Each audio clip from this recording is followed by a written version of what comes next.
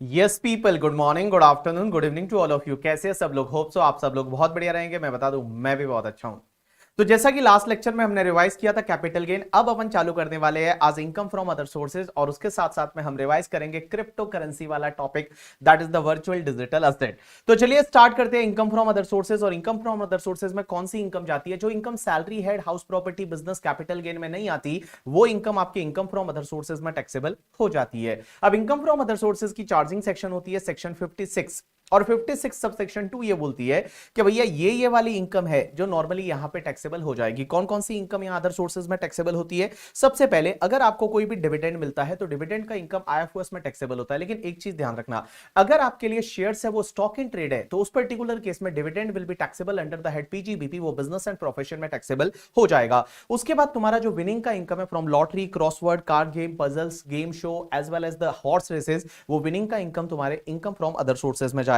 उसके बाद ये वाला पॉइंट है वो आपको पीजीबीपी के साथ में समझेगा। यहां पे next part, interest on the security and security held as a investment. अगर कोई सिक्योरिटी एज अ इन्वेस्टमेंट है और उस पर कोई इंटरेस्ट मिलता है, that is taxable under the income from other sources. But वो सिक्योरिटी अगर स्टॉक इन ट्रेड है तो जो भी इंटरेस्ट मिलेगा that is taxable under the head PGBP. उसके बाद अगर आपने कोई भी प्लांटेड मशीनरी, फर्नीचर है, वो आपने किसी को भाड़े पे दिया और उसका जो रेंट मिलता है वो आईएफओएस में जाएगा, अगर वो पीजीबीपी में टैक्सेबल नहीं हो रहा है। इसका मतलब ये हुआ कि अगर आपका रेंट पे देने का बिजनेस है तो वो पीजीबीपी में टैक्सेबल हो जाएगा, अदरवाइज वो इनकम फ्रॉम अदर सोर्सेज में टैक्सेबल होगा। कीमैन इंश्योरेंस पॉलिसी से अगर आपको कोई भी पैसा मिलता है और वो अगर पीजीबीपी या सैलरी में टैक्सेबल नहीं होता तो उस पर्टिकुलर केस में ये अदर सोर्सेज में टैक्सेबल हो जाता है। उसके बाद अगर आपकी प्रॉपर्टी कंपलसरी एक्वायर्ड होती है और कंपलसरी एक्वायर्ड होने के बाद जो कंपनसेशन मिलता है वो तो कैपिटल गेन में जाता है, बट अगर लेट कंपनसेशन मिला और उस पर कोई भी इंटरेस्ट मिलता है तो that interest is taxable under income from other sources. उसके साथ साथ में जो गिफ्ट मिलता है वो गिफ्ट तुम्हारे लिए आईएफओएस में टैक्सेबल होता है। उसके बाद मैंने यहां अदर टैक्सेबल इनकम और दे रखी है कि आईएफओएस में कौन कौन सी इनकम आएगी। तो जैसे आपको कोई भी फैमिली पेंशन का पैसा मिलता है, जैसे फॉर एन एग्जांपल किसी एम्प्लॉय की डेथ हो जाती है और उसके घर वालों को पेंशन मिलती है, that is called family pension, that is taxable under income from other sources. Bank deposit पे इंटरेस्ट मिलता है, लोन पे इंटरेस्ट मिलता है, इनकम टैक्स रिफंड का जो इंटरेस्ट होता है, या फिर subletting of house property. House property आप सबलेट करते हो। देखो, अगर आप हाउस प्रॉपर्टी के ओनर हो और आपने हाउस प्रॉपर्टी किसी को लेट आउट कर दिया और उसका जो रेंट आता है वो तो हाउस प्रॉपर्टी में जाता है, but suppose you are not a owner, you are just subletting the house property, तो whatever rent you receive that is taxable under income from other sources. Royalty का income है वो यहां taxable होता है। एग्रीकल्चर का income, agriculture income India में अगर इंडियन एग्रीकल्चर लैंड है तो वो पूरा एग्जेम्प्ट हो जाता है, लेकिन अगर एग्रीकल्चर लैंड इंडिया के बाहर है और वहां से एग्रीकल्चर इनकम होता है that is taxable under income from other sources.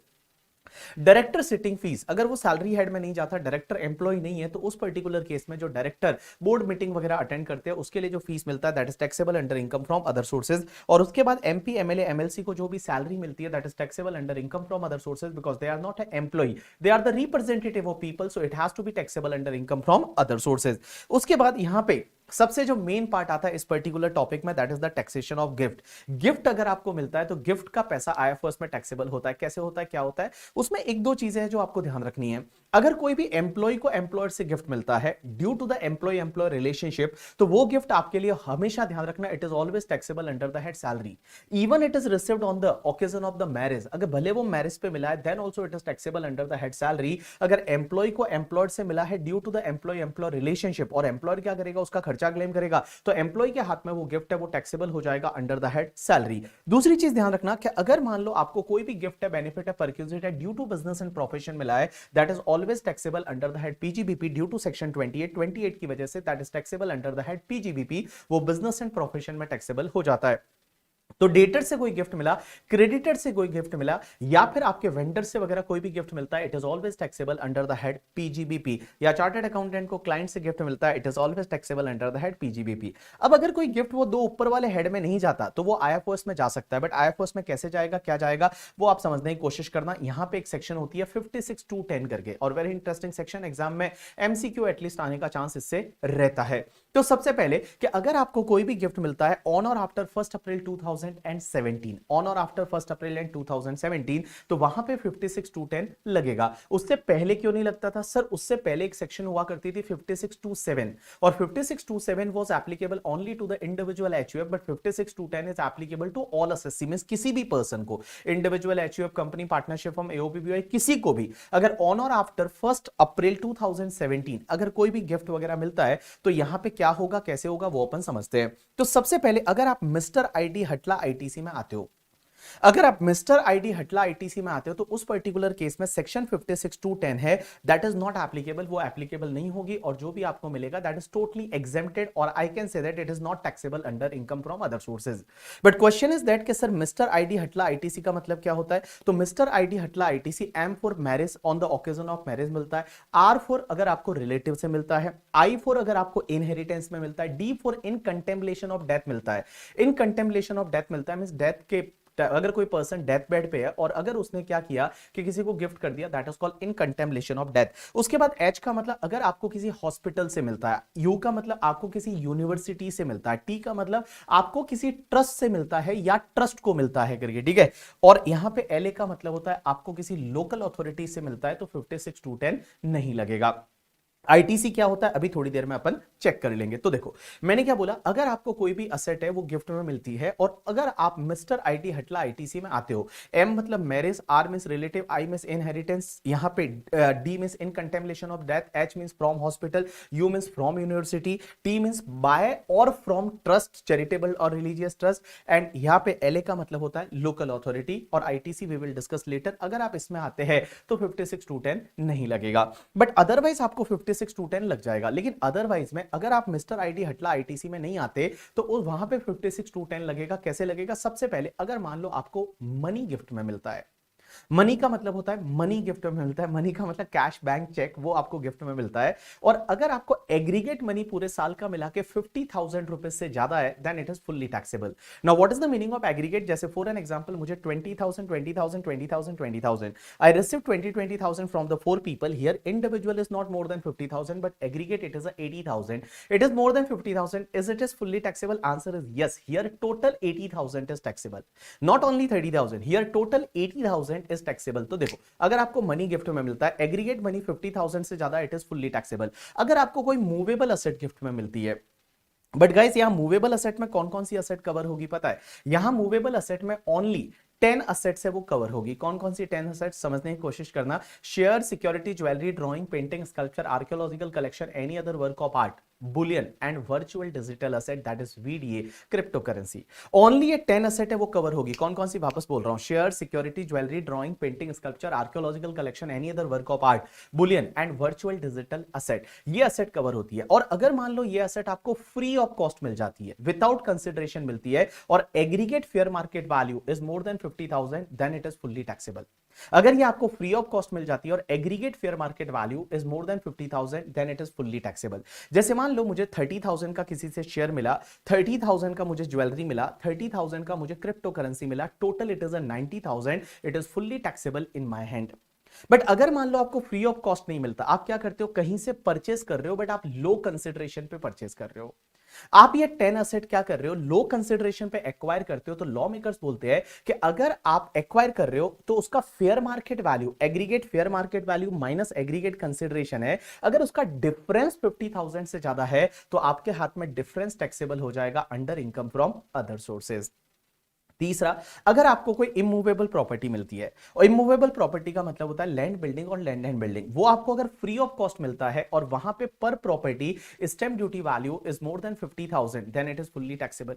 या फिर इमूवेबल प्रॉपर्टी अगर आप लो कंसिडरेशन पे एक्वायर करते हो, आप इमूवेबल प्रॉपर्टी लो कंसिडरेशन पे एक्वायर करते हो, तो पर property stamp duty value minus consideration का difference is more than 50,000 and SDV is more than 110% of consideration, तो उस पर्टिकुलर केस में आपके हाथ में डिफरेंस है वो आईएफओएस में टैक्सेबल हो जाएगा। तो देखिए मैंने क्या बताया, ये जो चार्ट है इसको मैं एक बार वापस आपको रिवाइज करा रहा हूं, समझने की कोशिश करना। देखो सबसे पहले ऑन और आफ्टर 1 अप्रैल 2017 56(2)(10) लगेगा अगर कोई भी पर्सन है, एनी पर्सन रिसीव्ड।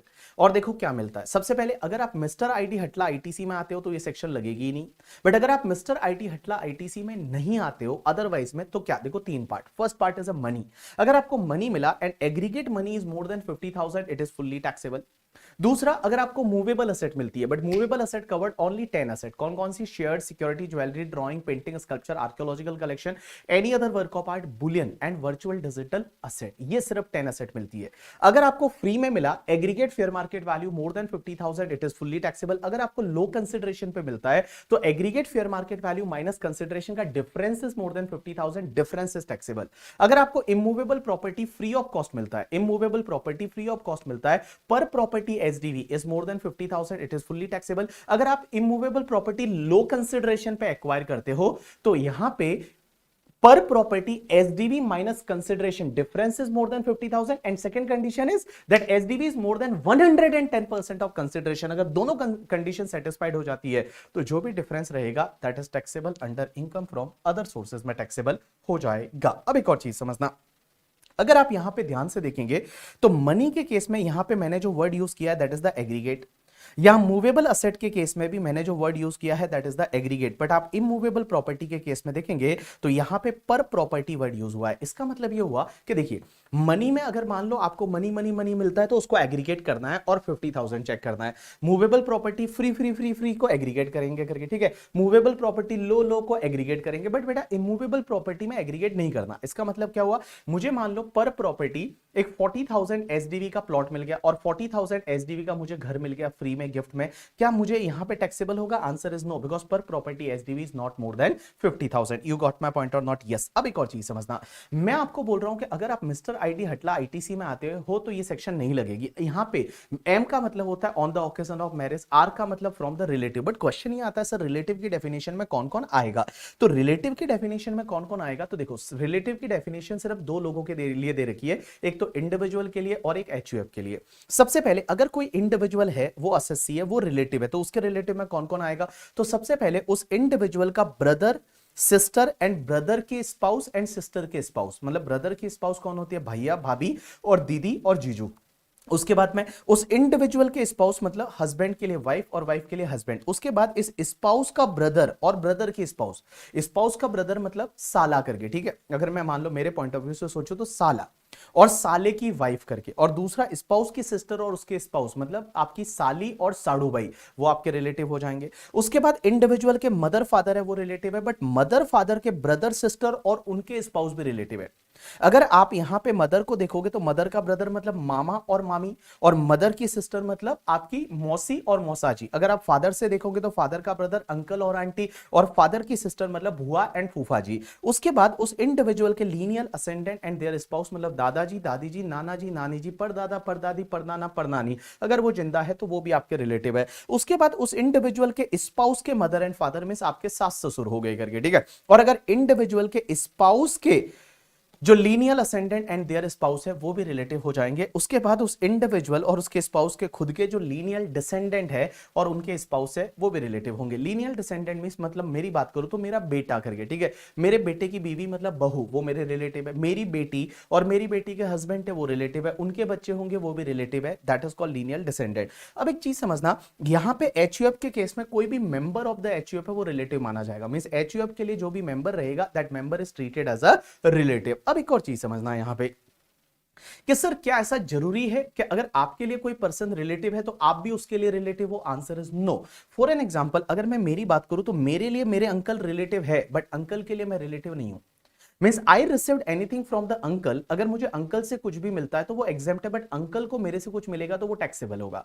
क्योंकि एक बात बताइए, अगर मैं मेरी बात करूं तो मेरे लिए मेरे फादर के ब्रदर मीन्स अंकल है वो मेरे रिलेटिव है, बट अगर आप अंकल को यहां एसएससी बनाते हो तो अंकल के लिए मेरे फादर तो रिलेटिव है, बट फादर के बच्चे जो है वो मैं उनके लिए रिलेटिव नहीं हूं। तो for me my uncle is relative, but for uncle I am not a relative. So anything I received from the uncle that is totally exempted, but uncle received anything from me that is not going to be taxable, that is not going to be exempted, it is a taxable। उसके बाद में एक बात समझिए, मैं यहां पे आपको बोल रहा हूं मैरिज पे मिला, उसके बाद रिलेटिव में मिला, inheritance, contemplation of death, hospital से मिलता है या फिर मेडिकल इंस्टीट्यूशन से मिलता है, यूनिवर्सिटी से आपको कोई मिलता है, एजुकेशनल इंस्टीट्यूशन से मिलता है, फ्रॉम या बाय किसी ट्रस्ट जो कि चैरिटेबल ट्रस्ट होते हैं 12AA वाले या 12AB वाले, उनसे अगर आपको मिलता है या उनको कोई मिलता है तो वो टैक्सेबल नहीं होगा। एज वेल एज अगर आपको कोई लोकल अथॉरिटी से गिफ्ट वगैरह मिलता है दैट इज नॉट टैक्सेबल। उसके बाद में एक चीज समझना, अगर किसी इंडिविजुअल ने कोई प्राइवेट ट्रस्ट बनाया, कोई इंडिविजुअल है, वो प्राइवेट ट्रस्ट बनाया है और वो प्राइवेट ट्रस्ट है वो उसके इंडिविजुअल के रिलेटिव के बेनिफिट के लिए है,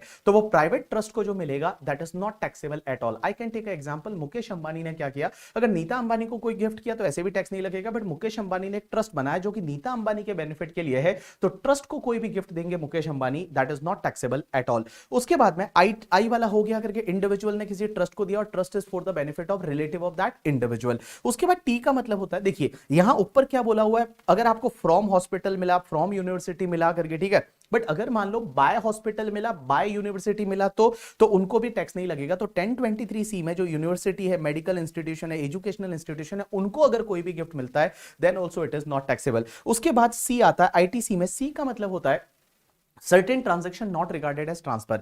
you know that capital gain में कुछ ट्रांजेक्शन होते हैं जो ट्रांसफर नहीं माने जाते, उसमें से कुछ ट्रांजेक्शन ऐसे हैं जिसमें अगर कोई एसेट मिलती है तो 56(2)(10) नहीं लगेगा। कहां कहां पे, सबसे पहला जो क्लॉज है that is the clause number 1, अगर एचयूएफ का पार्टीशन हो जाता है और एचयूएफ के पार्टीशन पे अगर मेंबर को कोई भी एसेट मिलती है तो 56(2)(10) नहीं लगेगा। उसके बाद clause number 4 and clause number 5, clause number 4 and 5 होता है अगर 100% होल्डिंग कंपनी अपनी सब्सिडरी कंपनी को एसेट ट्रांसफर करती है, सब्सिडरी कंपनी है वो 100% होल्डिंग कंपनी को एसेट ट्रांसफर करती है, तो उस पर्टिकुलर केस में 56(2)(10) नहीं लगेगा। और उसके बाद के जितने भी क्लॉज है ना, क्लॉज नंबर 6 से लेके और तुम्हारा 7AF, इसका मतलब होता है अमलगमेशन डीमर्जर। तो अमलगमेशन डीमर्जर में जैसे पुरानी कंपनी के असेट नई कंपनी को ट्रांसफर होते हैं या पुराने शेयर होल्डर को नई कंपनी का शेयर मिलता है, तो उस पर्टिकुलर केस में आपको 56(2)(10) नहीं लगेगा। अब एक और चीज समझना, 56(2)(10) कुछ और केसेस ऐसे हैं जो सीबीडीटी का नोटिफिकेशन है कि वहां पे 56(2)(10) में आपको टैक्स नहीं लगेगा। कौन कौन सा, सबसे पहला कि अगर आप दिल्ली के रेजिडेंट है, और दिल्ली के रेजिडेंट कहां पे है पता है, दिल्ली में जो अनऑथोराइज्ड कॉलोनी है,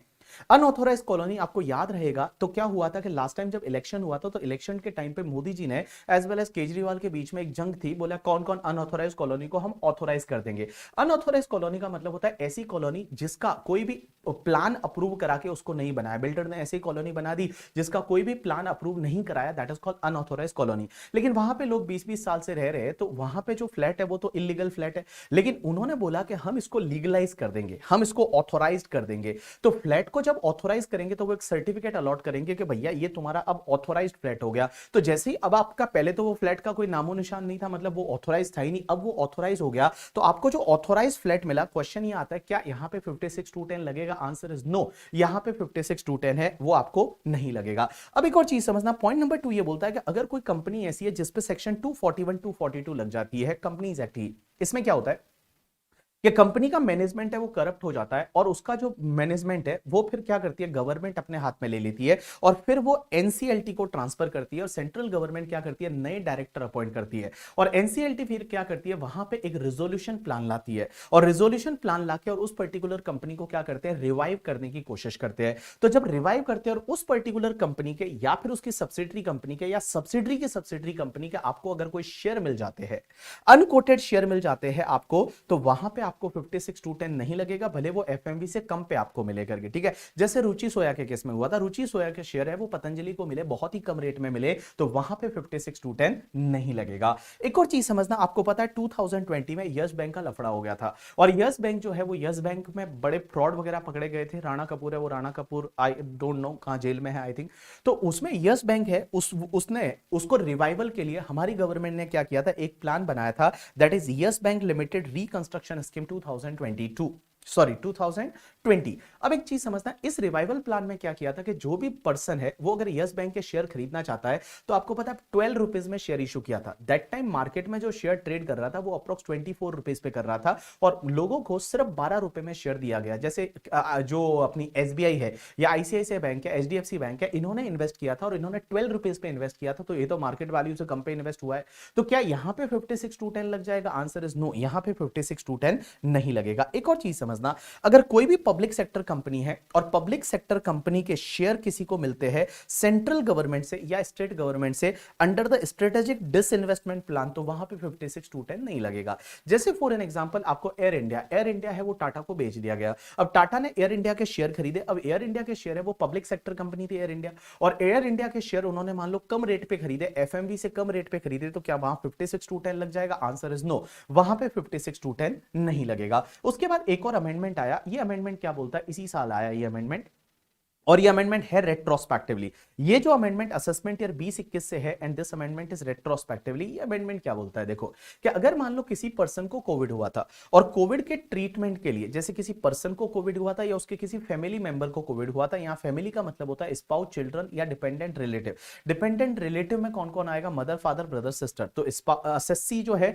उसका फैमिली में कौन कौन आएगा, स्पाउस आएगा, उसके बाद चिल्ड्रन आएंगे, mother, father, brother, sister. Mother, father, brother, sister तभी आएंगे जब वो आपके लिए डिपेंडेंट है आप पे। अगर मान लो उनको कोविड हुआ और आपको क्या हुआ, कोविड के ट्रीटमेंट के लिए आपको पता है लोगों ने डोनेशंस वगैरह किए थे, तो कोविड के ट्रीटमेंट के लिए अगर मान लो किसी से कोई पैसा मिलता है, तो कितना भी पैसा मिला, वो पैसा अगर आपने कोविड ट्रीटमेंट पे इंकर कर दिया तो वो पूरा एग्जेम्प्ट है, आपके हाथ में टैक्सेबल नहीं होगा। जैसे फॉर एन एग्जांपल एक बंदा है मिस्टर राज, राज के घर में किसी को कोविड हुआ और उसके पास पैसे नहीं थे, उसने लोगों से हेल्प मांगी, लोगों ने उसको हेल्प की, तो उसको जो पैसा मिला इट इज अ गिफ्ट। तो क्या इस पे टैक्स लग जाएगा 56(2)(10) में? आंसर इज नो, वहां पे 56(2)(10) में टैक्स नहीं लगेगा। बट भैया आपका कंडीशन ये है कि वो खर्चा जो उसने ट्रीटमेंट, कोविड से रिलेटेड बीमारी जो है, इलनेस पे उसने खर्चा किया है। दूसरा पॉइंट ये बोलता है कि अगर किसी पर्सन की कोविड से डेथ हो जाती है, और डेथ कब होनी चाहिए, कि जैसे ही कोविड हुआ, उसको कोविड पॉजिटिव हुआ, उसके बाद में with in the 6 month Covid से रिलेटेड किसी भी इलनेस से अगर उसकी डेथ हो जाती है, और डेथ के टाइम पे क्या हुआ कि आपको पता रहेगा लोगों ने डेथ के टाइम पे उसके फैमिली मेंबर को हेल्प की। तो अगर मान लो किसी भी पर्सन की कोविड से डेथ हो जाती है, जब कोविड का जो क्लिनिकल ट्रायल उसका हुआ और वो पॉजिटिव पाया गया, उससे 6 मंथ के अंदर अंदर डेथ होनी चाहिए, और डेथ के बाद उसके घर वालों को लोगों ने हेल्प की। तो क्वेश्चन ये आता है फैमिली मेंबर को जो भी पैसा मिला, क्या वहां 56(2)(10) लगेगा? यहां लॉ मेकर्स बोलते हैं कि अगर फैमिली मेंबर को पैसा उस पर्सन की जिसकी डेथ हुई है उसके एम्प्लॉयर से मिला, कितना भी अमाउंट, एम्प्लॉयर से मिला कितना भी amount, even 1 crore 2 crore rupees, then it is not taxable at all in hands of the family member. But अगर अदर पर्सन से मिला तो उसमें एक लिमिट डाली गई, 10 लाख रुपीस तक एग्जेम्प्ट है, उसके ऊपर वाला टैक्सेबल हो जाएगा। तो देखो यहां पे दो चीजें हैं। सबसे पहली चीज तो कोविड पे अगर मान लो कोई ट्रीटमेंट के लिए किसी से कुछ पैसा मिला और आपने ट्रीटमेंट पे एक्चुअली स्पेंड कर दिया, उतना एग्जेम्प्ट है, उस पर टैक्स नहीं लगेगा। दूसरा, किसी पर्सन की डेथ हो गई और डेथ के बाद फैमिली मेंबर को लोगों ने हेल्प किया और फैमिली मेंबर को पैसा मिलता है, पैसा किससे मिलता है करके, ठीक है, एम्प्लॉयर से मिला, कितना भी मिला हो करके, ठीक है, एम्प्लॉयर से मिला कितना भी मिला हो, और बाहर वालों से मिला तो उसमें 10 लाख का लिमिट है कि 10 लाख रुपीस तक मिला तो एग्जेम्प्ट है, उसके ऊपर मिला तो ऊपर वाला टैक्सेबल हो जाएगा। लेकिन इसमें दो चीजें आप ध्यान रखोगे, एक तो आपकी जो किसी पर्सन की जो डेथ हुई कोविड से रिलेटेड इलनेस से, वो जब वो पॉजिटिव पाया गया उससे 6 मंथ के अंदर अंदर हुई, और ये जो पैसा मिला वो पैसा 12 मंथ के अंदर अंदर मिला from the date of the death, मतलब डेथ हुई उसके 12 मंथ के अंदर अंदर ये पैसा मिला करके, तो वो एग्जेम्प्ट हो जाएगा। उसके बाद में ये जो असेट्स की डेफिनेशन मैं आपको ऑलरेडी बता चुका हूं, रिलेटिव का डेफिनेशन मैं आपको ऑलरेडी बता चुका हूं। एक और चीज मैं बोल रहा हूं, आईएफओएस में टैक्स आपको तभी लगेगा ना जब आपकी ये 10-11 असेट आपको मिलती है। मींस इसके अलावा अगर आपको कार वगैरह मिलता है, फर्नीचर मिलता है, आईफोन 14 मिलता है, इसमें कोई भी 56(2)(10) में टैक्स नहीं लगेगा। कार वगैरह के केस में टैक्स नहीं लगेगा। क्यों नहीं लगेगा वो मैं आपको रेगुलर फास्ट ट्रैक बैच में ऑलरेडी लॉजिक्स के साथ बता चुका हूं करके। अब एक और चीज समझना, सर आईएफओएस में क्या होता है कि अगर मान लो आपको आईएफओएस में कोई भी इमूवेबल प्रॉपर्टी मिलती है लो कंसिडरेशन पे, तो डिफरेंस टैक्सेबल होता है अगर पर प्रॉपर्टी एसडीवी माइनस कंसिडरेशन का डिफरेंस 50,000 से ज्यादा है, and SDV is more than 110% of consideration, तो डिफरेंस टैक्सेबल होता है। क्या यहां पे अगर अपन एसडीवी से सेटिस्फाइड नहीं है तो क्या हमारा केस वैल्यूएशन ऑफिसर को ट्रांसफर हो सकता है? आंसर इज यस, हो सकता है। जैसा आपने 50C में पढ़ा था कैपिटल गेन में, वैसा का वैसे आप वैल्यूएशन ऑफिसर को केस ट्रांसफर करा सकते हो, असेसिंग ऑफिसर कर सकता है। वैल्यूएशन ऑफिसर ने वैल्यू बढ़ा दी तो उसको इग्नोर कर दो, वैल्यूएशन ऑफिसर ने वैल्यू कम कर दी तो वो वैल्यू जो है वो आप यहां पे कंसीडर कर लो। उसके बाद में एक और चीज समझना, यहां आईएफओएस में टैक्स तभी लगेगा जब आपको कोई असेट मिल रही है ना, वो आपके लिए कैपिटल असेट है। अगर कोई असेट आपको मिल रही है वो आपके लिए स्टॉक इन ट्रेड है तो 56(2)(10) नहीं लगेगा। मींस 56(2)(10) आपको तभी लगेगा जब जो असेट मिल रही है वो आपके लिए कैपिटल असेट है। अगर वो स्टॉक इन ट्रेड है तो 56(2)(10) नहीं लगेगा। अब एक और चीज समझना, अगर कोई भी असेट आपको गिफ्ट में मिली या आपने लो कंसिडरेशन पे एक्वायर कर ली और आपने अगर आईएफओएस में टैक्स भर दिया अंडर 56(2)(10) ऑन द एसडीवी या फिर एफएमवी, तो एफएमवी एसडीवी पे आपने अगर इनकम फ्रॉम अदर सोर्सेज में टैक्स भरा है, तो जो एफएमवी एसडीवी पे आपने टैक्स भरा है ना, वो एफएमवी एसडीवी आपके उस असेट की कॉस्ट ऑफ एक्विजिशन बन जाएगा, उस असेट की कॉस्ट ऑफ एक्विजिशन बन जाएगा। जैसे फॉर एन एग्जांपल, मेरे मान लो मेरी वाइफ ने मुझे कोई प्रॉपर्टी गिफ्ट की, तो मेरे हाथ में कोई भी टैक्स नहीं लगेगा, और मैं उस प्रॉपर्टी को इन फ्यूचर में बेचता हूं तो कॉस्ट क्या लूंगा? Cost to previous owner, period of holding previous owner से, इंडेक्सेशन प्रीवियस ओनर से। बट मान लो आपने मुझे कोई प्रॉपर्टी गिफ्ट की तो आप तो मेरे रिलेटिव तो नहीं हो, वो मिस्टर आईडी हटला आईटीसी में तो नहीं आते। तो उस पर्टिकुलर केस में मैं क्या करूंगा, उसकी एसडीवी पे आईएफओएस में टैक्स भरूंगा, और उस एसडीवी पे मैंने आईएफओएस में टैक्स भर दिया, तो इन फ्यूचर में जब भी मैं उस एसेट को बेचूंगा तो भैया कॉस्ट क्या लेंगे, वो एसडीवी जिसपे मैंने आईएफओएस में टैक्स भरा है। और फिर पीरियड ऑफ होल्डिंग भी डेट ऑफ गिफ्ट से ही लेंगे, और अगर इंडेक्सेशन होता है तो वो भी आपका डेट ऑफ गिफ्ट से ही रहेगा, फिर यहां पे प्रीवियस ओनर का कोई लेना देना नहीं है। या फिर मान लो फॉर एन एग्जांपल एक असेट है जो मैंने 50 लाख में खरीदा और उसका स्टैंप ड्यूटी वैल्यू 80 लाख है, तो उस पर्टिकुलर केस में क्या होगा, 50 लाख तो मैंने खरीदने का दिया और 80 लाख का एसडीवी है, यहां डिफरेंस 50,000 से ज्यादा है और एसडीवी जो है वो कंसिडरेशन के 110% से ज्यादा है, तो difference of 30,000 is taxable in hands of me. So BB sir के हाथ में यहां 30 लाख टैक्सेबल हो गया। तो एक बात बताइए, मेरी कॉस्ट ऑफ एक्विजिशन अब क्या बनेगी, 80 lakh, because 50 lakh I already paid and on 30 lakh I already paid the taxes under income from other sources. So यहां पे 80 लाख मेरी कॉस्ट ऑफ एक्विजिशन बन जाएगी। अब एक और चीज समझना, एक और सेक्शन आती है that is the 43CA। 43CA just a replica of section 50C। एक पता है अपन ने 50C सेक्शन पढ़ी थी कैपिटल गेन में, वहां पे क्या था कि अगर आप कोई कैपिटल असेट ट्रांसफर करते हो and SDV is more than 110% of consideration, तो SDV full value of consideration माना जाता है। बट वो सेक्शन कैपिटल गेन में सिर्फ कैपिटल असेट पे लगती थी, लेकिन what about the stock in trade, builder के लिए क्या होगा, तो बिल्डर के लिए एक नई सेक्शन डाल रखी है 43CA। और ये 43CA क्या बोलती है कि अगर कोई भी बिल्डर है और बिल्डर के लिए इमूवेबल प्रॉपर्टी क्या है, स्टॉक इन ट्रेड है, और अगर आप इमूवेबल प्रॉपर्टी ट्रांसफर करते हो और एसडीवी आपके कंसिडरेशन के 110% से ज्यादा है, तो SDV will be treated as full value of consideration for the purpose of computing the PGBP income. लेकिन अगर आप एसडीवी से सेटिस्फाइड नहीं हो तो क्या यहां पे भी आपका केस वैल्यूएशन ऑफिसर को जा सकता है, आंसर इज यस, जा सकता है। अब एक और चीज समझना बेटा, आपने पता है 50C में मैंने आपको यह बताया था कि एसडीवी कौन सी डेट की लेनी है। एसडीवी में मैंने आपको वहां बोला था एसडीवी नॉर्मली रजिस्ट्रेशन की डेट की लेनी है, बट रजिस्ट्रेशन की डेट और अग्रीमेंट की डेट अलग अलग है, तो आप अग्रीमेंट की डेट का एसडीवी ले सकते हैं अगर अग्रीमेंट की डेट या उससे पहले पहले आपको कुछ ना कुछ कंसिडरेशन मिल गया हो बाय अकाउंट पे चेक, अकाउंट पे डिमांड ड्राफ्ट और any mode of electronic clearing system. क्या ये पर्टिकुलर सिस्टम आपके यहां पे 43CA में भी लगेगा, आंसर इज यस। 43CA में भी ऐसा ही है कि नॉर्मली आपको रजिस्ट्रेशन की डेट की लेनी है, बट रजिस्ट्रेशन की डेट और अग्रीमेंट की डेट अलग अलग है, तो आप अग्रीमेंट की डेट की ले सकते हैं अगर अग्रीमेंट की डेट या उससे पहले पहले बिल्डर को कुछ ना कुछ कंसिडरेशन मिल गया हो बाय अकाउंट पे चेक, अकाउंट पे डिमांड ड्राफ्ट और any mode of electronic clearing system through bank account. अब एक और चीज समझना, अपन 56-10 के लिए एसडीवी कौन सी डेट की लेंगे, तो वहां पे भी ये ऑप्शन है कि 56-10 जो गिफ्ट वाली सेक्शन है, अगर आपको लो कंसिडरेशन पे एक्वायर करते हो तो वहां एसडीवी कौन सी डेट का लेना है, उसमें भी ऑप्शन है कि नॉर्मली क्या होता है आप रजिस्ट्रेशन की डेट की लीजिए, बट अगर डेट ऑफ रजिस्ट्रेशन और डेट ऑफ अग्रीमेंट अलग अलग है और अग्रीमेंट की डेट तक आपने कुछ ना कुछ पेमेंट कर दिया है, अग्रीमेंट की डेट तक आपने कुछ ना कुछ पेमेंट कर दिया है बाय अकाउंट पे चेक, अकाउंट पे डिमांड ड्राफ्ट और any mode of electronic clearing system through bank account, तो आप अग्रीमेंट की डेट की एसडीवी ले सकते हैं। तो इन सिंपल वर्ड बता दूं, 50C, 43CA एंड 56-10 तीनों सेक्शन में आपके पास ऑप्शन है अग्रीमेंट की डेट की एसडीवी लेने का, बट अग्रीमेंट की डेट तक कुछ ना कुछ पेमेंट कर दिया है या रिसीव हो गया है बाय अकाउंट पे चेक, अकाउंट पे डिमांड ड्राफ्ट और any mode of electronic clearing system. Here electronic clearing system is debit card, credit card, NEFT, RTGS, IMPS, Bhim UPI, QR code, उससे अगर पेमेंट किया है तो। अब एक और चीज समझना सर, एक बात बताइए, ये वाला पार्ट है वो आपका कंप्लीट हो जाता है यहां पे, उसके बाद एक सेक्शन आती है 56-7B, और 56-7B है, इसको बोला जाता है basically angel tax. Practical life में आपने सुना होगा एंजल टैक्स। ये एंजल टैक्स वाली सेक्शन क्या है, 56-7B ये बोलती है कि अगर कोई भी क्लोजली हेल्ड कंपनी है, क्लोजली हेल्ड कंपनी का मतलब होता है अनलिस्टेड कंपनी, वो क्या करती है अपने शेयर इशू करती है किसी रेजिडेंट शेयर होल्डर को, और शेयर इशू कर रही है प्रीमियम पे, शेयर इशू कर रही है प्रीमियम पे, किसको, रेजिडेंट शेयर होल्डर को, और अगर issue price fair market value से ज्यादा है, इशू प्राइस है वो fair market value of share से ज्यादा है, तो जितना भी डिफरेंस है ना, वो डिफरेंस उस पर्टिकुलर कंपनी के लिए आईएफओएस में टैक्सेबल हो जाएगा। जैसे आई कैन टेक एक एग्जांपल ऑफ अनलिस्टेड कंपनी, हमारी एक कंपनी है जिसका नाम है बीबी वर्चुअल्स प्राइवेट लिमिटेड। अब मान लो हमारे शेयर का फेस वैल्यू है वो 10 रुपीज है, लेकिन इसका फेयर मार्केट वैल्यू निकालोगे तो 200 रुपीज है, और हमने ये शेयर इशू कितने पे किया पता है, इशू किया 500 रुपीज पे। स्टार्टअप यही करेंगे ना, 500 पे इशू करेंगे, तो भैया हमारी उस शेयर की औकात कितनी है, 200 rupees, but we are issuing at 500 rupees, so we are issuing at premium, पहली चीज तो because face value is only 10, we are issuing at 500, तो इसका मतलब ये प्रीमियम पे इशू हो रहा है। तो लॉ मेकर्स ये बोलते हैं कि यहां पे जो आपका issue price minus fair market value का difference, that is the 300 rupees, difference between 500 and 200, that is the 300, that 300 is taxable in hands of BB virtuals private limited under income from other sources. ये income from other other sources में taxable हो जाएगा। लेकिन एक चीज समझना, यहां पे ये सेक्शन नहीं लगेगी कुछ केसेस में। कहां कहां पे नहीं लगेगी?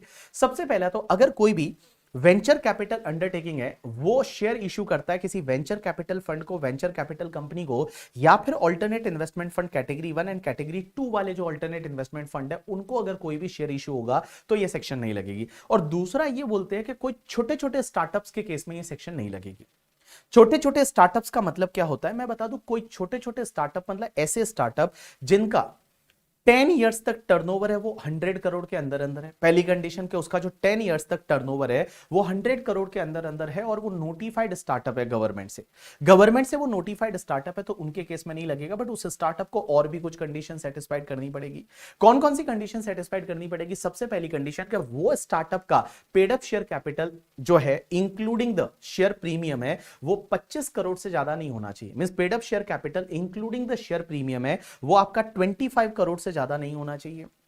उस स्टार्टअप का means paid up share capital as well as the like including the security premium that should be up to 25 crore rupees. But guys 25 crore rupees की लिमिट देखते टाइम अगर कोई भी शेयर है वो नॉन रेजिडेंट को इशू किया है वो कंसिडर नहीं होगा। As well as venture capital company या वेंचर कैपिटल फंड को इशू किया है वो नहीं होगा ये कंसिडर, या किसी स्पेसिफाइड कंपनी को इशू किया है। स्पेसिफाइड कंपनी का मतलब होता है कि इंडिया की ऐसी कोई भी कंपनी जिसके शेयर है वो फ्रीक्वेंटली ट्रेडेड है इंडियन स्टॉक एक्सचेंज में, एंड उस कंपनी की नेटवर्थ जो है वो लास्ट बैलेंस शीट के हिसाब से या तो नेटवर्थ 100 करोड़ से ज्यादा है उसको इशू किए हैं, या फिर लास्ट ईयर का जो टर्नओवर है वो टर्नओवर 250 करोड़ से ज्यादा है उस कंपनी को इशू किए हैं, तो उस पर्टिकुलर केस में वो आपके 25 करोड़ की लिमिट में नहीं आएगा। तो देखो सबसे पहली चीज तो मैंने क्या बोला, मैंने ये बोला कि पहली चीज तो कि भैया उस स्टार्टअप का 10 इयर्स तक इनकॉर्पोरेशन से 10 इयर्स तक टर्नओवर अप टू 100 करोड़ होना चाहिए। दूसरी कंडीशन ये है कि उस कंपनी का जो स्टार्टअप है उस स्टार्टअप का like paid up share capital including security premium should be up to 25 crore. But 25 crore की लिमिट देखते टाइम अगर कोई शेयर नॉन रेजिडेंट को इशू किया है वो कंसिडर नहीं होगा, venture capital company venture capital fund को किया है वो कंसिडर नहीं होगा, किसी स्पेसिफाइड कंपनी को किया है। स्पेसिफाइड कंपनी का मतलब होता है कि कोई भी ऐसी लिस्टेड कंपनी है जिसका शेयर है वो फ्रीक्वेंटली ट्रेडेड है, उसका लास्ट ईयर का या तो नेटवर्थ लास्ट ईयर की बैलेंस शीट के हिसाब से लास्ट डेट पे या तो नेटवर्थ 100 करोड़ से ज्यादा है या फिर लास्ट ईयर का टर्नओवर है वो 250 करोड़ से ज्यादा है, ऐसी कंपनी को शेयर इशू किए है वो 25 करोड़ की लिमिट में नहीं आएगा। लेकिन एक चीज समझना, यहां पे एक और कंडीशन है कि वो पर्टिकुलर स्टार्टअप है ना वो नेक्स्ट 7 ईयर तक, 7 ईयर कहां से लेंगे? जिस ईयर में शेयर इशू हुए उस ईयर के एंड से next 7 year, so 7 year from the end of the latest financial year in which share are issue to the resident share holder. तो जिस ईयर में उन्होंने शेयर इशू किए उस ईयर के एंड से नेक्स्ट 7 ईयर्स तक वो स्टार्टअप कोई भी हाउस प्रॉपर्टी नहीं खरीद सकता, मींस रेसिडेंशियल हाउस प्रॉपर्टी नहीं खरीद सकता। लेकिन अगर रेसिडेंशियल हाउस प्रॉपर्टी के लेट आउट का बिजनेस है या रेसिडेंशियल हाउस प्रॉपर्टी को बेचने का ही बिजनेस है तो वो स्टार्टअप खरीद सकता है। दूसरा वो रेसिडेंशियल के साथ में कमर्शियल कोई भी इमूवेबल प्रॉपर्टी नहीं खरीद सकता। वो स्टार्टअप कोई भी कमर्शियल इमूवेबल प्रॉपर्टी नहीं खरीद सकता फॉर द 7 इयर्स। लेकिन अगर मान लो कमर्शियल प्रॉपर्टी के लेट आउट का बिजनेस है या फिर as a stock in trade है तो खरीद सकता है, या फिर अपने बिजनेस में यूज करने के लिए कोई प्रॉपर्टी कमर्शियल खरीदनी है तो खरीद सकता है। उसके बाद में वो स्टार्टअप है वो किसी को लोन और एडवांसेस नहीं दे सकता, लेकिन अगर लोन और एडवांसेस देने का ही ऑर्डिनरी कोर्स ऑफ बिजनेस है तो वो लोन और एडवांसेस दे सकता है। किसी और एंटिटी में वो कभी भी as a capital investment capital contribution नहीं कर सकता। वो शेयर और सिक्योरिटी में स्टार्टअप इन्वेस्ट नहीं कर सकता, एज वेल एज कोई भी ऐसा मोटर व्हीकल एयरक्राफ्ट या यॉट नहीं खरीद सकता जिसकी वैल्यू 10 लाख से ज्यादा है।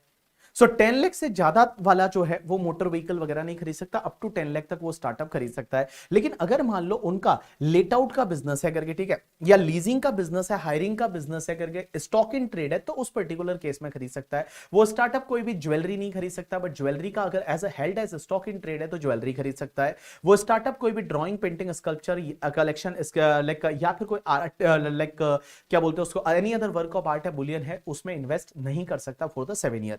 तो सिंपल सी चीज मैं बताऊं, देखो 5627 क्या बोलती है कि अगर कोई भी अनलिस्टेड कंपनी है, पहली चीज तो ये अनलिस्टेड कंपनी पे लगता है क्लोजली हेल्ड कंपनी, वो रेजिडेंट शेयर होल्डर को शेयर इशू कर रहे हैं, तो जो भी इशू प्राइस है minus fair market value difference है वो आईएफओएस में टैक्सेबल हो जाएगा।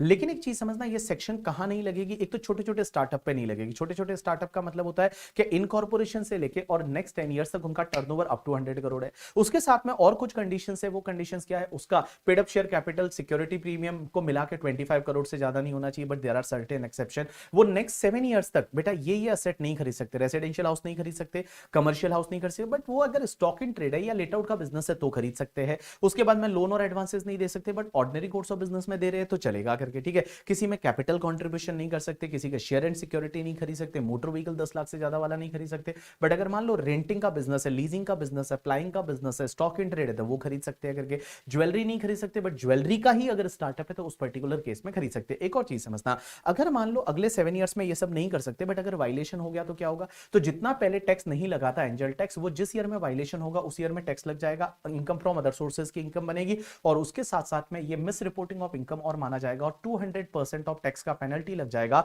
अंडर सेक्शन 270A करके। चलिए done, so this is the completion of this part. उसके बाद में एक पॉइंट आता है दैट इज द 56(2)(11) करके। ये बोलता है कि अगर मान लो आपका कोई भी एम्प्लॉयमेंट है, एम्प्लॉयमेंट का आपका टर्मिनेशन हो जाता है या मॉडिफिकेशन हो जाता है टर्म्स एंड कंडीशन में, और आपको कहीं से कोई कंपनसेशन मिल जाता है, और वो कंपनसेशन सैलरी हेड में टैक्सेबल नहीं होता। देखो अगर सैलरी में, जैसे मान लो आपने एक जॉब छोड़ी और दूसरी जगह जॉब ज्वाइन कर रहे हो, और आपको कोई कंपनसेशन न्यू एम्प्लॉयर से मिलता है या ओल्ड एम्प्लॉयर से मिलता है, that is taxable under the head salary because it is treated as profit in lieu of salary. But अगर मान लो किसी आपको थर्ड पार्टी से मिलता है और उससे अगर कोई भी पैसा मिलता है, that is taxable under income from other sources. जैसे फॉर एन एग्जांपल आजकल मान लो बहुत ज्यादा ले ऑफ हो रहा है, अब आपने क्या किया, किसी कहीं से इंश्योरेंस करा दिया कि भैया मेरी जॉब नहीं जानी चाहिए, जॉब गई तो इंश्योरेंस कंपनी पैसा देगी, अब जॉब से आपका निकाला गया, इंश्योरेंस कंपनी को कुछ पैसा दिया, that is taxable under income from other sources. उसके बाद एक और चीज समझना, सेक्शन 57 ये बोलती है कि इनकम फ्रॉम अदर सोर्सेज की इनकम निकालते टाइम कुछ खर्चों के डिडक्शन आपको मिलेंगे। सर कौन कौन से खर्चों के डिडक्शन आपको यहां पे मिलते हैं, तो सबसे पहली चीज तो मैं बताऊं, अगर आपका कोई डिविडेंड है या income from UTI mutual fund है, तो एक चीज समझना, उसके सामने कोई खर्चा अलाउ नहीं होता, सिर्फ एक खर्चा अलाउ होता है इंटरेस्ट का। आपको डिविडेंड मिला या income from UTI mutual fund मिला, उसके सामने एक ही खर्चा अलाउ होगा, दैट इज द इंटरेस्ट का, जो लोन लिया था इसमें इन्वेस्ट करने के लिए। क्योंकि म्यूचुअल फंड या शेयर्स में इन्वेस्ट करने के लिए आपने लोन लिया था, उस लोन का इंटरेस्ट अलाउ होता है, बाकी कोई खर्चा अलाउ नहीं होता। और वो इंटरेस्ट की भी लिमिट है कि डिविडेंड या income from UTI mutual fund का जो इनकम है उसका अप टू 20% तक वो इंटरेस्ट हो सकता है। जैसे फॉर एन एग्जाम्पल मेरे को डिविडेंड मिला वो 1 लाख मिला, और मैंने इंटरेस्ट पे किया वो 40,000 पे किया, तो क्या 40,000 पूरा अलाउ हो जाएगा? आंसर इज नो, ओनली आपको कितना है वो 20,000 अलाउ होगा, because 1 lakh is income and 1 lakh का 20% इज 20,000। सो मैक्सिमम एक्सपेंडिचर में यहां इंटरेस्ट है वो 20,000 अलाउ हो जाएगा। अब एक और चीज समझना, बाकी एक चीज आप ध्यान रखना, फैमिली पेंशन के केस में फैमिली पेंशन कितना टैक्सेबल होता है, तो फैमिली पेंशन अगर मान लो किसी पर्सन की डेथ हो जाती है और उसके घर वालों को फैमिली पेंशन मिलता है, तो फैमिली पेंशन के केस में क्या होता है कि एक डिडक्शन मिलता है आपका 1/3 ऑफ द फैमिली पेंशन और 15,000 rupees per annum which ever is lower. So 1/3 of the family pension और 15,000 rupees per annum which ever is lower का डिडक्शन मिल जाता है। और एक और चीज समझना, अगर मान लो यहां पे फैमिली पेंशन मिल रहा है, वो कोई भी पर्सन की, अगर मान लो जैसे फॉर एन एग्जांपल अपने जो सेना में जो मिलिट्री में जो काम करते हैं करके, ठीक है, सैनिक, जिसकी वजह से आज अपन यहां पे आराम से पढ़ रहे हैं, बिकॉज वो लोग अपने को सुरक्षित फील कराते हैं। तो वो अगर आर्म फोर्सेस के कोई भी एम्प्लॉय है या पैरामिलिट्री फोर्सेस के कोई एम्प्लॉय है और उनकी अगर मान लो वो शहीद हो जाते हैं अपनी ड्यूटी परफॉर्म करते हुए और उनके घर वालों को कोई फैमिली पेंशन मिलता है, तो वो पूरा एग्जेम्प्ट हो जाएगा, उस पर कोई भी टैक्स नहीं लगेगा। एज वेल एज एक और चीज समझना कि अगर कोई भी पर्सन है जो गवर्नमेंट का एम्प्लॉय था और उसको अगर परमवीर चक्र मिला था या फिर वीर चक्र मिला था या फिर महावीर चक्र मिला था, तो मैंने क्या बोला, परमवीर चक्र, महावीर चक्र और वीर चक्र मिला था और उसके घर वालों को कोई फैमिली पेंशन मिलती है, दैट इज टोटली एग्जेम्प्ट, उस पर कोई भी टैक्स नहीं लगेगा। एक और चीज समझना, अगर आपकी कोई भी प्रॉपर्टी है वो कंपलसरी एक्वायर्ड हो जाती है और कंपलसरी एक्विजिशन के बाद में लेट कंपनसेशन मिलता है, उस पर इंटरेस्ट मिलता है, तो वो interest is taxable under income from other sources in the year in which it is received, and यहां पे 50% का एक स्टैंडर्ड डिडक्शन मिल जाता है।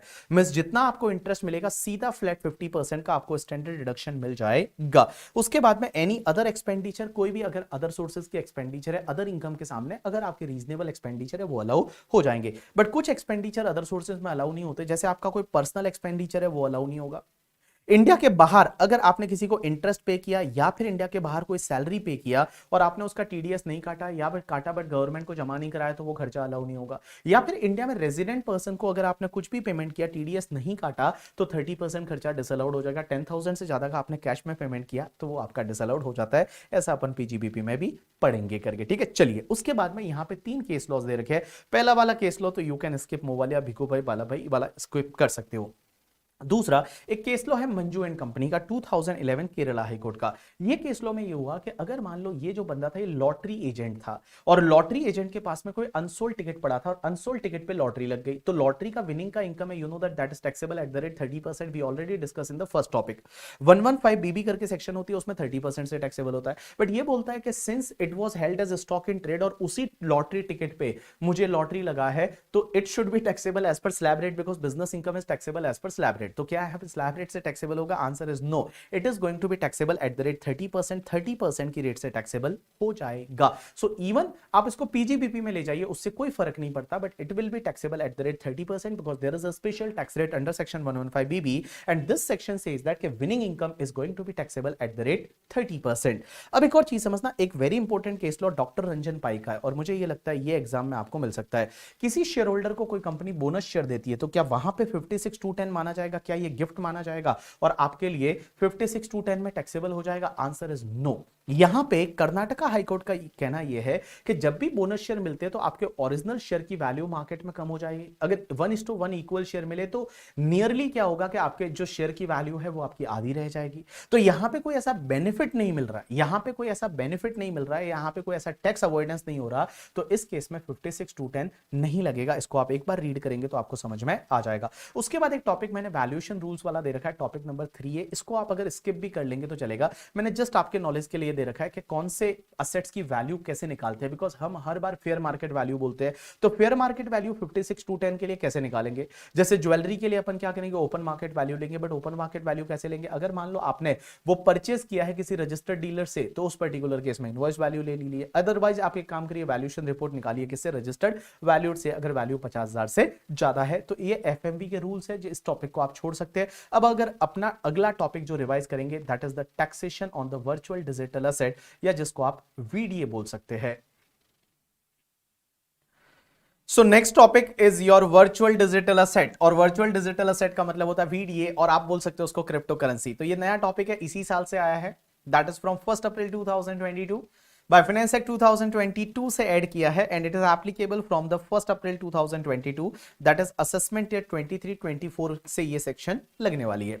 सबसे पहली सेक्शन है 115 बीबीएच, और 115 बीबीएच ये बोलती है कि अगर आप virtual digital asset VDA transfer करते हो, मैं बार बार वीडीए बोलूंगा, वीडीए अगर आप ट्रांसफर करते हो तो उसकी इनकम पे कौन सी रेट से टैक्स लगेगा? यहां लॉ मेकर्स बोलते हैं it is taxable at the rate 30%। जैसे फॉर एन एग्जांपल मैंने क्या किया, कोई बिटकॉइन परचेज किया और बिटकॉइन परचेज किया 10 लाख रुपए में, एंड वो बिटकॉइन को मैंने सेल कर दिया कुछ टाइम के बाद, और वो सेल कर दिया 17 लाख रुपीस में, तो यहां पे 7 लाख रुपीस का प्रॉफिट हुआ। This 7 lakh is going to be taxable at the rate 30%। 30% की रेट से टैक्स लगेगा। लेकिन एक चीज समझना सर, अगर मान लो वर्चुअल डिजिटल असेट को ट्रांसफर करने पे कोई भी लॉस हुआ, तो क्या वो लॉस अलाउ होगा? क्या किसी और इनकम से सेट ऑफ हो सकता है? Answer is no. गाइज, अगर वीडीए को ट्रांसफर करने पे कोई भी लॉस होता है, वो किसी और इनकम से सेट ऑफ नहीं हो सकता, एज वेल एज वीडीए का कोई प्रॉफिट से भी सेट ऑफ नहीं हो सकता करके, ठीक है। उसके साथ साथ में एक बात बताऊं, कोई भी खर्चा अलाउ नहीं होगा, जो भी आपका जैसे ब्रोकरेज रहता है या आपने कोई और एक्सपेंडिचर किया, वो एक्सपेंडिचर वगैरह यहां पे अलाउ नहीं होता। मींस आपका सेलिंग प्राइस माइनस कर दीजिए, सीधा कॉस्ट ऑफ एक्विजिशन, सिर्फ कॉस्ट ऑफ एक्विजिशन है वो लेस होता है, उसके अलावा कोई भी एक्सपेंडिचर आपका अलाउ नहीं होता। तो देखिए मैंने क्या बोला, वीडीए को ट्रांसफर करने पे जो भी इनकम होगी that income is taxable at the rate 30%, flat 30% का टैक्स रेट है। इसके सामने आपको कोई भी खर्चा अलाउ नहीं होगा, कोई भी अलाउंसेस अलाउ नहीं होगा, कोई भी लॉसेस इसके सामने आप सेट ऑफ नहीं कर सकते। एक और चीज समझना, मैं क्या बोल रहा हूं, वीडीए का जो इनकम हुआ, जैसे ये 7 लाख रुपीस का इनकम है, क्या सर इसके सामने मैं मेरे हाउस प्रॉपर्टी के लॉसेस को सेट ऑफ कर सकता हूं? Answer is no. क्या कैपिटल गेन के लॉसेस को सेट ऑफ कर सकता हूं? Answer is no. और बेटा वीडीए का जो लॉस होगा, वो वीडीए का लॉस है, वो कहीं भी सेट ऑफ नहीं हो सकता, मींस वो तुम्हारा लैप्स हो जाएगा। फॉर एन एग्जांपल, मैंने जो वीडीए है वो 10 लाख में खरीदा bitcoin, and I am transferring for the 7 lakh rupees, मैंने 7 लाख रुपीज में ट्रांसफर किया, तो मुझे 3 लाख रुपीज का लॉस हुआ, तो ये 3 लाख रुपीज का लॉस क्या होगा? ये लैप्स हो जाएगा, इसका कोई भी टैक्स ट्रीटमेंट नहीं है, it is going to be lapse, इसको आप किसी से भी सेट ऑफ कैरी फॉरवर्ड नहीं कर सकते। अब एक और चीज समझना, सर वीडीए होता क्या है? तो वर्चुअल डिजिटल असेट है, उसको डिफाइन कर रखा है कि वीडीए किसको बोलते हैं। वीडीए सबसे पहले इन्होंने बोला कि कोई भी ऐसी इंफॉर्मेशन है, कोई भी कोड है, कोई भी नंबर है, कोई भी ऐसा टोकन है जिसमें इंडियन फॉरेन करेंसी को छोड़ दीजिए, करेंसी जो है वो वीडीए नहीं हो सकती, करेंसी को छोड़ दीजिए, इंडियन एंड फॉरेन करेंसी को, जो कि आपने यहां कोई इंफॉर्मेशन, कोई भी कोड, कोई भी नंबर है, वो आपने जनरेट किया है थ्रू द क्रिप्टोग्राफिक मींस। तो क्रिप्टोग्राफी से अगर मान लो जनरेट किया है, उसको बोलेंगे अपन वीडीए। दूसरा, अगर कोई भी तुम्हारा नॉन फंजिबल टोकन है, मींस एनएफटी है या any other token of similar nature है, वो तुम्हारा वीडीए बन जाएगा। ये एनएफटी क्या होता है, जैसे फॉर एन एग्जांपल मैंने कोई भी एक डिजिटल पेंटिंग बनाई और डिजिटल पेंटिंग बनाने के बाद मैं इसकी ओनरशिप मेरे पास है, ये कैसे पता चलेगा, तो मैं इसका एक एनएफटी क्रिएट कर दूंगा और अगर मुझे बेचना है, इसकी ओनरशिप बेचनी है, तो वो एनएफटी है, वो एनएफटी मैं ट्रांसफर कर दूंगा, तो that is called your non fungible token, या आप एनएफटी बोल सकते हो। या कोई भी एनी अदर डिजिटल असेट जिसको गवर्नमेंट नोटिफाई करती है, वो भी तुम्हारे वीडीए में आएगा। तो वीडीए में देखो, सबसे पहला अगर मान लो क्रिप्टोग्राफिक से कोई भी जनरेट किया, that is crypto currency. NFT का मतलब नॉन फंजिबल टोकन है, वो आ जाएगा। एंड एनी अदर कोई भी गवर्नमेंट नोटिफाई करती है वो। एक और चीज समझना, एनएफटी में इन्होंने बोला कि नॉन फंजिबल टोकन में कोई भी वो वाला असेट कवर नहीं होगा जो कि फिजिकल असेट है। मींस उसका जो फिजिकल असेट है, वो फिजिकल असेट अगर आप ट्रांसफर करते हो बट उसका एनएफटी बना रखा है। फॉर एन एग्जांपल, मुझे एक गाड़ी बेचनी है, तो गाड़ी बेचने के लिए मैंने क्या किया, गाड़ी का फोटो मैंने किसी वेबसाइट पे डाल दिया और मैंने बोला ये गाड़ी बेचनी है। आगे वाले ने गाड़ी का फोटो नहीं खरीदा, उसने गाड़ी खरीदी है, तो वो क्या गाड़ी का फोटो है, वो एनएफटी माना जाएगा, उस पर 30% से टैक्स लगेगा? आंसर इज नो, बिकॉज यहां पे अंडरलाइंग असेट है, वो टेंजिबल असेट है, और वो टेंजिबल असेट आप लीगली जो एनफोर्सेबल करा सकते हो, तो टेंजिबल असेट ट्रांसफर हो रही है, यहां पे वो एनएफटी नहीं माना जाएगा। लेकिन एक चीज समझना, कुछ एसेट ऐसी है, कुछ चीजें ऐसी है जिसको आप वीडीए नहीं मानोगे। कौन कौन से? तो यहां पे अगर कोई भी गिफ्ट कार्ड है, गिफ्ट कार्ड का मतलब जो अमेजोन का वाउचर होता है, गिफ्ट कार्ड, मैंने आपको गिफ्ट कार्ड दे दिया, तो गिफ्ट कार्ड है, या फिर कोई वाउचर है, या फिर कोई भी माइलेज पॉइंट है, रिवॉर्ड पॉइंट है, लॉयल्टी कार्ड है करके, ठीक है, ये तुम्हारा जो है वो नहीं माना जाएगा वीडीए। या फिर सब्सक्रिप्शन ऑफ किसी वेबसाइट या प्लेटफॉर्म या एप्लीकेशन का सब्सक्रिप्शन है, नेटफ्लिक्स का सब्सक्रिप्शन आपने किसी को बेच दिया, तो क्या ये वीडीए बेचा माना जाएगा? Answer is no, that is not treated as the VDA. तो आप इसको ऐसे याद रखेंगे, गिफ्ट कार्ड है, वाउचर है, या फिर माइलेज पॉइंट है, रिवॉर्ड पॉइंट है, लॉयल्टी कार्ड है, या फिर तुम्हारा किसी भी वेबसाइट का कोई भी सब्सक्रिप्शन है किसी प्लेटफॉर्म का वगैरह, वो तुम्हारा वीडीए नहीं माना जाएगा। अब एक और चीज समझना, ये तो बात हो गई कि वीडियो को जब भी आप ट्रांसफर करोगे इनकम होगी, that is taxable at the rate 30%। लेकिन वीडियो में टीडीएस की सेक्शन और आई, और ये टीडीएस की सेक्शन है ना, दैट इज एप्लीकेबल फ्रॉम 1 जुलाई 2022। ये चीज ध्यान रखनी है, बिकॉज वीडीए की income is taxable at the rate 30%, that is from 1 अप्रैल 2022। हाँ, बट टीडीएस वाली सेक्शन 1 अप्रैल से नहीं लग रही है, टीडीएस की सेक्शन 1 जुलाई 2022 से आई। और 1 जुलाई 2022 से ये सेक्शन ये बोलती है कि अगर आप कोई भी वर्चुअल डिजिटल असेट या क्रिप्टो करेंसी आप परचेस कर रहे हो, तो जो बायर रहेगा वो सेलर का टीडीएस काटेगा at the time of payment of consideration. जो कंसिडरेशन रहेगा उस पे आपको टीडीएस काटना, और टीडीएस की रेट रहेगी 1% of the consideration. 1% of the consideration है वो टीडीएस की रेट रहेगी, बट टीडीएस तभी काटना है जब कंसिडरेशन है वो आपका 10,000 से ज्यादा है।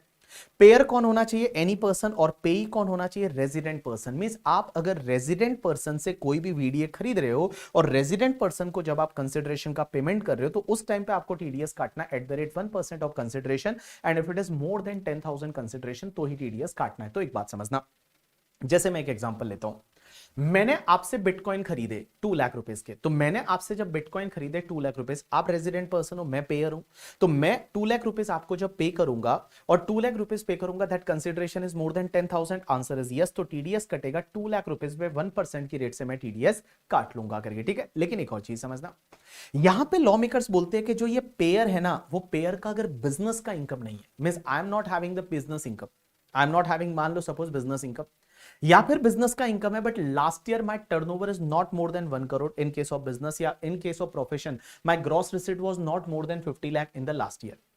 सो पहली चीज देखिए, पहली चीज नॉर्मली ये लिमिट कितना है? 10,000 का। लेकिन अगर जो पेयर है वो पेयर कोई इंडिविजुअल एचयूएफ है जिसका बिजनेस ही नहीं है, जैसे मान लो I am a salary employ, या फिर मेरा बिजनेस है but my last year turnover is not more than 1 crore in case of business, और gross receipt not more than 50 lakh in case of profession, तो उस पर्टिकुलर केस में ये जो लिमिट 10,000 है ना, ये 10,000 की लिमिट की जगह बेटा 50,000 रुपीज का लिमिट हो जाएगा। 50,000 रुपीज का लिमिट हो जाएगा, मींस इंस्टेड ऑफ द 10,000 यहां लिमिट 50,000 का हो जाएगा। तो जैसे मैं एक एग्जांपल लेता हूं, suppose I am doing business and profession but last year my turnover is not more than 1 crore और gross receipt not more than 50 lakh. तो मैं जब किसी को 50,000 से ज्यादा का पेमेंट करूंगा तो ही टीडीएस काटना है, अदरवाइज टीडीएस नहीं काटना, मींस लिमिट 50 की हो जाएगी। अब एक और चीज समझना, नॉर्मल केस में क्या होता है, जो भी आप टीडीएस काटते हो वो नेक्स्ट मंथ के आप कब तक जमा कराना पड़ता है, नेक्स्ट मंथ के 7 डेज के अंदर अंदर। लेकिन एक चीज समझना, इस पर्टिकुलर केस में अगर कोई इंडिविजुअल एचयूएफ है जिसका बिजनेस नहीं है या बिजनेस है बट लास्ट ईयर का टर्नओवर और gross receipt is not more than 1 crore 50 lakh, तो 50 इन दैट पर्टिकुलर केस वो टीडीएस आपको नेक्स्ट मंथ के 7 तक जमा नहीं कराना, वो टीडीएस आपको जमा कराना पड़ेगा जिस मंथ में टीडीएस काटा उस मंथ के अगले मंथ के 30 डेज के अंदर अंदर, 30 डेज के अंदर अंदर। एंड गाइस यहां पे 10 नंबर लेने की भी जरूरत नहीं है इस पर्टिकुलर केस में। उस इंडिविजुअल एचयूएफ के पास में 10 नहीं है तो चलेगा, 10 नंबर लेने की जरूरत नहीं है। और यहां पे आपको एक फॉर्म फाइल करना पड़ेगा और उस फॉर्म को बोलते हैं 26QE फॉर्म करके, और 26QE जो फॉर्म है वो आपको जमा कराना पड़ेगा। टीडीएस रिटर्न 26QE फॉर्म में जाएगा और 30 डेज के अंदर अंदर ऑब्वियसली आपको 26QE फाइल करना है और उसके साथ साथ में आपको टीडीएस है वो गवर्नमेंट को जमा कराना है। तो देखिए मैंने आपको क्या बताया, पेयर कौन होना चाहिए, एनी पर्सन, पेई रेजिडेंट पर्सन, कंसिडरेशन 10,000 से ज्यादा है, 1% की रेट से टीडीएस काटिए।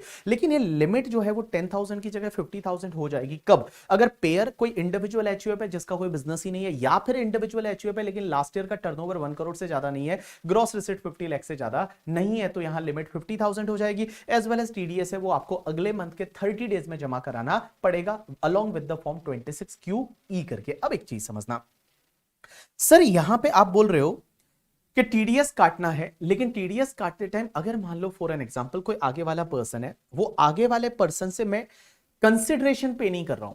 जैसे मेरे पास में बिटकॉइन है, आगे वाले के पास में मान लो रिप्पल है, वो मुझे रिप्पल दे रहा है, मैं उसको बिटकॉइन दे रहा हूं, ऐसा हो रहा है, तो अब इसमें कैसे टीडीएस काटे।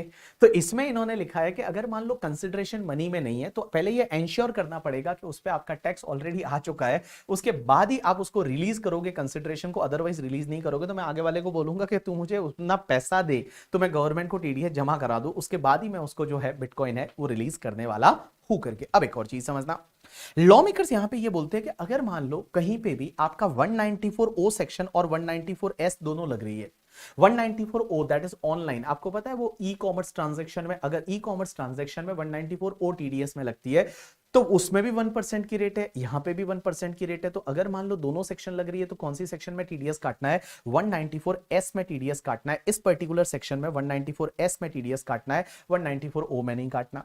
एज वेल एज एक चीज समझना, अगर मान लो आपका 194Q जो है वो 194Q में आपको पता है 0.1% की रेट से टीडीएस करता है, और 194S है वो 194S में यहां 1% की रेट से टीडीएस है।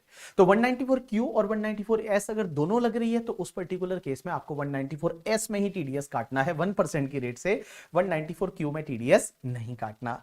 एक और चीज समझना, टीडीएस आपको कंसिडरेशन पे काटना पड़ेगा बट एक्सक्लूडिंग द जीएसटी का अमाउंट एंड कमीशन, तो जीएसटी कमीशन को छोड़ के बाकी वाले अमाउंट पे आपको टीडीएस काटना है। अब एक बात समझना, बड़ा सिंपल सा पॉइंट है कि नॉर्मली क्या होता है, अगर मान लो मैं आउट ऑफ द मार्केट आपसे कोई क्रिप्टो करेंसी खरीद रहा हूं तो मैं इजीली टीडीएस को कंप्लाई कर सकता हूं। लेकिन अगर मान लो किसी मैं एक्सचेंज के थ्रू क्रिप्टो करेंसी खरीद रहा हूं तो क्या होगा, एक्सचेंज मतलब जैसे वजीरेक्स है, वजीरेक्स एक वेबसाइट है, मैं क्या करता हूं वजीरेक्स पे जाता हूं और वजीरेक्स के वहां से क्रिप्टो करेंसी खरीद रहा हूं और मैं कंसिडरेशन वजीरेक्स को पे कर रहा हूं, और वजीरेक्स क्या करेगा, किसी और पर्सन से क्रिप्टो करेंसी है उसको प्लेटफॉर्म दे रहा है, वजीरेक्स इज बेसिकली एक्सचेंज। तो उस पर्टिकुलर केस में क्या होगा कि जैसे मान लो मैं बीबी हूं, मैं हूं, मुझे वजीरेक्स से परचेज कर रहा हूं क्रिप्टो करेंसी, तो वजीरेक्स पे कोई ना कोई पर्सन सेल भी तो कर रहा होगा। तो एक बात बताइए, मैं जब वजीरेक्स को कंसिडरेशन दूंगा, वजीरेक्स उस पर्सन को कंसिडरेशन देगा, टीडीएस कौन काटेगा।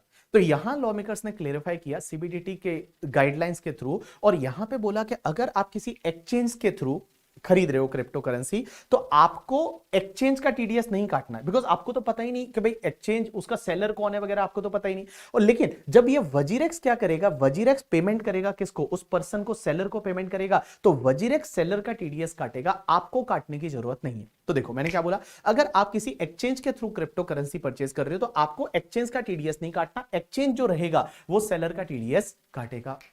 लेकिन मान लो वो जो क्रिप्टो करेंसी का ओनर एक्सचेंज ही है, कोई सेलर है ही नहीं, तो आपको एक्सचेंज का टीडीएस काटना पड़ेगा, means that crypto currency is own by that exchange only, और एक्सचेंज ही बेच रहा है, तो उस पर्टिकुलर केस में आपको टीडीएस काटना पड़ेगा एक्सचेंज का। बट आपको तो पता नहीं है ना कि एक्सचेंज ओनर है या कोई और ओनर है, तो उस पर्टिकुलर केस में यहां पे अल्टरनेटिवली बोला है एक्सचेंज टीडीएस काटेगा। तो आप एक दिमाग में एक चीज फिक्स बिठा दो, अगर आप एक्सचेंज के थ्रू क्रिप्टो करेंसी खरीद रहे हैं ना, तो उस पर्टिकुलर केस में आपको टीडीएस नहीं काटना है, एक्सचेंज है वो अपने आप टीडीएस है वो काट के गवर्नमेंट को जमा करा देगा। लेकिन एक बात समझना, ये तो बात होती है जब मैं बात कर रहा हूं कंसिडरेशन जो मनी में है।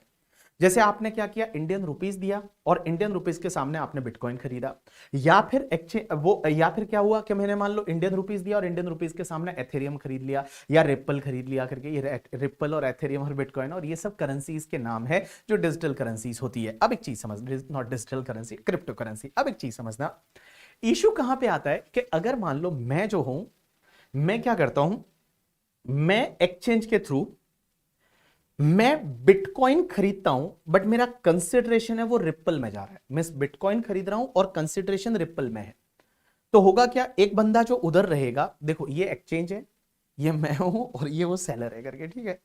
अब देखो मेरे को बिटकॉइन खरीदना है, बट मैं कंसिडरेशन किस में दे रहा हूं, रिप्पल में दे रहा हूं। तो मैंने रिप्पल दिया और बिटकॉइन खरीदा करके, और मैंने रिप्पल दिया और बिटकॉइन खरीदा। अब एक बात समझिए, और एक्सचेंज ने क्या किया होगा कि आगे वाले पर्सन जो है, वो आगे वाले पर्सन ने बिटकॉइन सेल किया और उसने रिप्पल खरीदा।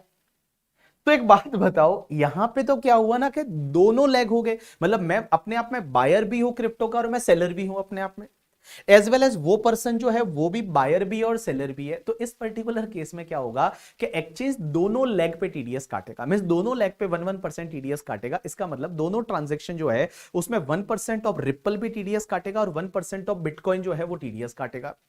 वापस बोल रहा हूं, मैंने क्या किया, बिटकॉइन मुझे खरीदना है, बट मैं कंसिडरेशन रिप्पल में दे रहा हूं, तो मैं सेलर हो गया रिप्पल का करके, ठीक है, और बिटकॉइन का बायर हो गया। ऐसे कैसे, जो पर्सन सेलर है वो पर्सन जो है वो वो बायर किसका है, रिप्पल का, और सेलर किसका है, बिटकॉइन का। तो वो भी बायर सेलर अपने आप में। तो यहां पे क्या होगा, जो एक्सचेंज होगा ना, वो दोनों लेग पे 1% रिप्पल काट देगा, 1% है वो बिटकॉइन काट देगा करके, ठीक है। अब वो एक्सचेंज क्या करेगा कि वो जो टीडीएस का अमाउंट है, वो टीडीएस का अमाउंट किसी क्रिप्टो करेंसी में पड़ा है, या तो रिप्पल में पड़ा है या बिटकॉइन में पड़ा है, तो उसका क्या करेगा। तो यहां पे सीबीडीटी ने गाइडलाइंस ये दिया, सीबीडीटी ये बोलती है कि देखो सबसे पहली चीज आपको देखनी है कि अगर मान लो जो क्रिप्टो करेंसी में टीडीएस पड़ा है, किसके पास, एक्सचेंज के पास, वजीरेक्स के पास एग्जांपल के लिए, तो वो जो टीडीएस है वो क्या प्राइमरी क्रिप्टो करेंसी में है या secondary crypto currency. Primary crypto currency किसको बोलते हैं, तो प्राइमरी क्रिप्टो करेंसी में यहां पे एग्जांपल दिए, जैसे बिटकॉइन है या ईटीएच, ईटीएस का मतलब एथेरियम बोलते हैं करके, ठीक है, या यूएसडीटी है या यूएसडीसी है, ये प्राइमरी क्रिप्टो करेंसी है। और बाकी जितनी भी क्रिप्टो करेंसी है वो सेकेंडरी है, जैसे रिप्पल है वो सेकेंडरी में आ जाएगा करके, ठीक है। उसके साथ साथ में जैसे यहां पे उन्होंने एग्जांपल दे रखा है, मोनेरो है, डेसो है करके, ठीक है, मोनेरो डेसो है, ये तुम्हारे क्या सेकेंडरी क्रिप्टो करेंसी है। तो यहां पे एक बात समझना, अगर मान लो प्राइमरी क्रिप्टो करेंसी है तो कुछ नहीं, वो मान लो डीटी, ये जो है, ये जो प्राइमरी क्रिप्टो करेंसी कौन कौन सी, यूएसडीसी हो गया, बिटकॉइन हो गया, एथेरियम हो गया, that is the primary crypto currency. अब एक बात बताओ, प्राइमरी क्रिप्टो करेंसी है तो अभी कुछ नहीं करना, लेकिन अगर मान लो टीडीएस का अमाउंट वजीरेक्स के पास में पड़ा है, वो सेकेंडरी क्रिप्टो करेंसी में। सेकेंडरी क्रिप्टो करेंसी का मतलब होता है कि अगर मान लो वो जैसे डेसो में है, मोनेरो में है, ऐसी क्रिप्टो करेंसी, रिप्पल में है करके, ठीक है, बहुत सारी सीबा में, शिबू करके आजकल एक क्रिप्टो करेंसी आई है, उसमें है। तो अगर उस क्रिप्टो करेंसी में है टीडीएस का अमाउंट, तो क्या करेगा, हाथों हाथ वो वजीरेक्स क्या करेगा, एक ऑर्डर प्लेस करेगा और उस सेकेंडरी क्रिप्टो करेंसी का जो कन्वर्ट कर लेगा हाथों हाथ in the primary crypto currency. Primary crypto currency मतलब बिटकॉइन है, एथेरियम है और यूएसडीटी है और यूएसडीसी है। और उसके बाद में क्या करेगा, जितना भी दिन का टीडीएस का अमाउंट पड़ा है, और वो टीडीएस का अमाउंट जो बिटकॉइन, एथेरियम, यूएसडीटी, यूएसडीसी में है, रात को 12 बजे वापस एक ऑर्डर प्लेस करेगा, कौन, ये एक्सचेंज, और रात को 12 बजे एक ऑर्डर प्लेस करेगा और उसको क्या करेगा, उसको बेच देगा और मनी कलेक्ट कर देगा, और वो मनी गवर्नमेंट को जमा करा देगा in the form of the TDS. और वो ऐसे टीडीएस है, वो वर्क इस पर्टिकुलर पार्ट में करने वाला है करके। अब एक और चीज समझना, यहां पे टीडीएस तभी काटना है जब आप 1 जुलाई के बाद में कंसिडरेशन पे कर रहे हो, बिकॉज ये सेक्शन टीडीएस की, देखो टैक्स लगेगा 115 बीबीएच में, वो आपका 1 अप्रैल बीबीएच में 1 अप्रैल से लगेगा 30% की रेट से, बट बेटा टीडीएस तभी कटेगा जब 1 जुलाई के 2022 के बाद में ट्रांजैक्शन हो रहा है। लेकिन यहां पे एक चीज समझना, जो लिमिट है ना आपका 10,000 और 50,000 का, ये लिमिट देखते टाइम आपको पूरे साल का कंसिडरेशन लेना है, because limit is applicable for the whole year. So whole year का लिमिट है। तो फॉर एन एग्जांपल, मैंने किसी पर्सन से क्रिप्टो करेंसी पहले 9,000 खरीदा, तो उस पर 9,000 खरीदा, वो जुलाई से पहले खरीदा, तो उस पर टीडीएस टीडीएस नहीं आएगा, क्योंकि पहले तो ये सेक्शन ही नहीं थी। उसके बाद मैंने 10,000 और खरीदा, टोटल 19,000 हो गया, तो यहाँ टीडीएस आएगा, आंसर इज यस आएगा, but only on the 10,000। But limit देखते टाइम पूरे साल का जो कंसिडरेशन है वो यहाँ पे आप कंसिडर करोगे। So this is the completion of your topic VDA, और I can say that the virtual digital asset. तो गाइज यहाँ पे 1 घंटे के अंदर अंदर मैंने 2 टॉपिक कंप्लीट कराए, एक तो इनकम फ्रॉम अदर सोर्सेज और एक वर्चुअल डिजिटल असेट वीडीए से रिलेटेड। एक बात समझना, ये जो मैंने आपको मोनेरो, डेसो, वजीरेक्स की वगैरह बात की, इससे रिलेटेड एग्जाम में चांसेस थोड़ा कम बनता है। I don't know, because examiner को भी तो समझना पड़ेगा कि इस पे क्वेश्चन कैसे पुट कर सकते हैं। बट बाकी जो है वो ऑब्वियसली आपको एमसीक्यू में मिल सकता है, एज वेल एक छोटा 4 मार्क का क्वेश्चन मिल सकता है, जिसमें आपको दे रखा हो कि क्रिप्टो करेंसी इतने में बेचा, इतने में खरीदा था, ये खर्चे हुए थे, तो वो खर्चे वगैरह इग्नोर करने हैं, सिर्फ selling price minus purchase price है करके, ठीक है, दोनों के बीच का डिफरेंस है वो 30% की रेट से आपको टैक्सेबल करना है करके, ठीक है। चलिए, उसके बाद में अभी लाइक एग्जाम फटाफट आने वाला है यार, इतने फास्ट फास्ट डेज जा रहे हैं, समझ में ही नहीं आ रहा है कितने फास्ट डेज जा रहे हैं। बट मैं बता दूं, मई 2023 एग्जाम के लिए काफी कम डेज बचे हैं, और मैं ना मार्च में आपके लिए एक शानदार वाली चीज लाने वाला हूँ। क्या लाने वाला हूँ वो सस्पेंस है, वो अगले वाले रिवीजन लेक्चर में बताऊंगा कि मार्च में मैं आपके लिए कुछ लाने वाला हूँ। और मैं मार्च में इंडिया टूर करने वाला हूँ, कुछ सिटीज में वगैरह मैं जाने वाला हूँ। कहाँ कहाँ जाने वाला हूँ, आपसे मिलने वाला हूँ, अगर आपके पास की वो सिटी है तो पक्का अपन मिलेंगे, कुछ प्रोडक्टिव करेंगे, 6-7 घंटे का डिस्कशन प्रोडक्टिव रहेगा, फेस टू फेस आप मुझसे मिल पाएंगे। दूसरी चीज वो तभी मिल पाएंगे जब आपने रिवीजन लेक्चर पहले कंप्लीट कर लिए। तो जो भी मैं रिवीजन लेक्चर अपलोड कर रहा हूँ उसको आप एक बार कंप्लीट करके और फिर आप मिलने आइए, और उस टाइम पे हम कुछ ऐसा प्रोडक्टिव करने वाले हैं। सब तो मैंने बता दिया इसमें, अब कौन सा ऐसा सस्पेंस रह गया करके, ठीक है। बट चलिए, कुछ मैं ढंग का बना रहा हूँ, बेस्ट है वो आपके लिए, कुछ ना कुछ मैं बनाने वाला हूँ। दूसरी चीज, एक चीज समझना, लाइक पढ़ाई जो है वो बड़ा जरूरी है। देखो है ना, अपन लोग पढ़ना जो है ना वो प्रोडक्टिव पढ़ना है, इफेक्टिव पढ़ना है। ऐसा नहीं होना चाहिए कि बहुत बार आप एक बड़ी सी बुक लेके बैठे हो और वो पढ़े जा, आपको पता ही नहीं पढ़ना क्या है। ऐसा नहीं होना चाहिए। You should know that what you are studying करके, ठीक है, और कितना अपने दिमाग में आप रिटेन कर पा रहे हो, वो बहुत ज़्यादा जरूरी होता है। मैं हॉस्टल में जब देखता था, बहुत सारे बच्चे हमारे यहाँ, लॉ का पहले मॉड्यूल आता था इतना बड़ा, वो मॉड्यूल लेके बैठे रहते थे। मैं तो कुछ मस्त वाले जो नोट्स है या शॉर्ट नोट्स, या मैं बुक बना देता था शॉर्ट नोट्स करके, और मैं उससे पढ़ता था, और I crack, and that person still not crack the exam, और वो इतना बड़ा बुक लेके बैठा रहता था। तो मैं बताऊं, बहुत बार ये होता है ना, आपको पता होना चाहिए कि पढ़ना क्या, ये बहुत ज़्यादा जरूरी है, और कितना पढ़ना है, कैसे उसको इम्प्लीमेंट करना है। और वो अगर आप चीज़ें करोगे तो मैं बताऊं ईजी है, मतलब इतना डिफिकल्ट भी नहीं है सीए जितना आप सोचते हो। और एग्जाम में मैं बताऊं, एग्जाम में लाइक जब आप एक ग्रुप की बात करते हो तो अप्रोक्स 20% रिजल्ट तो रहता है, और 20% result is not a less result. मैं अगर बोलूँ तो बस वही है, थोड़ा एक जो है ना, जो पढ़ना है, एक जो बोलते हैं एक मोमेंटम है, वो मोमेंटम जरूरी रहता है। और वो अगर आपने पा लिया ना, कि एक मोमेंटम पा लिया, अपने आप को खुश रख के और आप पढ़ेंगे, तो चीजें है वो ऑलरेडी हो जाएगी। एंड यहाँ पे लिखा हुआ है कि knowing is not enough, we must apply that, and wishing is not enough, we must do that. Because हर किसी को बनना तो लाइक बहुत कुछ है, बिकॉज आपके दिल में बहुत सारी चीजें रहती होगी। जब आप अभी सीए बने, लोगों को देखते होंगे, किसी ने रैंक लाया, किसी ने ये किया, किसी ने वो किया, कोई आगे जाके कितना आगे चला गया, कोई कौन से पार्ट में चला गया। अपन विश करते हैं कि शायद वहां पे मैं जाऊं, बट उसके लिए करना पड़ेगा ना। डोंट ओनली टारगेट्स पे ध्यान मत दो, you should focus to your process, and that process जो आज आप कर रहे हो ना, दैट इज द प्रोसेस। उस पे अगर आप ध्यान देंगे ना, तो सब चीजें अपने आप हो जाएगी। बहुत सारी चीजें ना अपने आप होती है, कोई एस्टिमेट नहीं कर सकता, कोई चीजों को ऐसे बता नहीं सकता कि 5 साल बाद ये होने वाला है। मैंने मेरे 5 साल पहले ये नहीं सोचा था मैं आज यहाँ पे रहूंगा, या मैं आज नहीं सोच सकता 5 साल बाद मैं कहाँ रहूंगा, बिकॉज बहुत सारी चीजें बड़ी एक्सीडेंटल रहती है, बड़ी चीजें। बट आपकी मेहनत तो आपको पता होनी चाहिए ना, आप जो मेहनत कर रहे हो वो आपको पता होनी चाहिए। और बहुत अच्छा लगता है जब अपन सीए बनते हैं, जस्ट यार डू इट यार, थोड़ा सा मेहनत कर लो, थोड़ा सा अपने आप को पुश कर लो कि थोड़ा और करके, ठीक है, थोड़ा और कर लो, और अपने आप को इतना बोल दो अपने आप से कि यार जितना अपने से होता था अपन ने कर लिया, उससे ज्यादा अपने से नहीं हो सकता था। जिस दिन आप वो वाले मोमेंट, वो वाले सिचुएशन पे आ जाएंगे कि you can say to yourself, यहाँ पे हाथ रख के आप बोल सकते हो कि यार मैंने बीबी जितना हो सकता था मैंने कर लिया, इससे ज्यादा मेरे से नहीं होगा। मैं बताऊं, आप आराम से क्रैक कर पाओगे, आराम से लाइफ में आप आगे बढ़ पाओगे। एंड यार exam is just part of the life, life में बहुत सारी चीजें हैं जो आपको करनी है, बहुत सारी चीजें हैं जो बाकी है। बिकॉज है ना, मेनी टाइम ये जो लाइन है कि wishing is not enough, we must do that. Because अपनी विश तो बहुत है। हमारे गांव में जब छोटे थे तो बोलते थे कि लाइक लोग सोचते हैं कि भगत सिंह पैदा होना चाहिए, बट भगत सिंह बाजू वाले के घर से, अपने घर से नहीं। अपने घर वाले भगत सिंह को हम थोड़ी शहीद कर लेंगे, भगत सिंह होना चाहिए बट अपने घर से नहीं, बाजू वाले के घर पे। ऐसा नहीं होना चाहिए। बिकॉज कहीं पे ऐसा बोला है कि खुद के मरने से ही स्वर्ग दिखता है। तो अगर स्वर्ग दिखना है ना अगर के, ठीक है, तो खुद को तो मरना ही पड़ेगा, खुद को तो एफर्ट लगाना ही पड़ेंगे, खुद को तो इस कंफर्ट जोन से बाहर आना ही पड़ेगा। और जिस दिन आप इस कंफर्ट जोन से बाहर आ जाओगे, जब आप लड़ने लग जाओगे, और बाकी चीजें छोड़ो यार, बहुत सारे लोग just they are discussing about other people. Like मेरे को भी बहुत सारे लोग बोलते हैं अरे वो आपके बारे में ये बोल रहा है यार, वो भी मैं सोचने लग जाऊंगा तो फिर वो क्या सोचेंगे करके, ठीक है। So don't think about that, and if you are doing that, don't do that. You are only maker and breaker of your life. Just focus on your life. एक ही तो बाहर मिली है करके, ठीक है, मेहनत कर लो और कुछ ढंग का कर लो करके, ठीक है। चलिए आज के लिए इतना बहुत है, नेक्स्ट लेक्चर में कंटिन्यू करते हैं पीजीबीपी के साथ। Thanks a lot.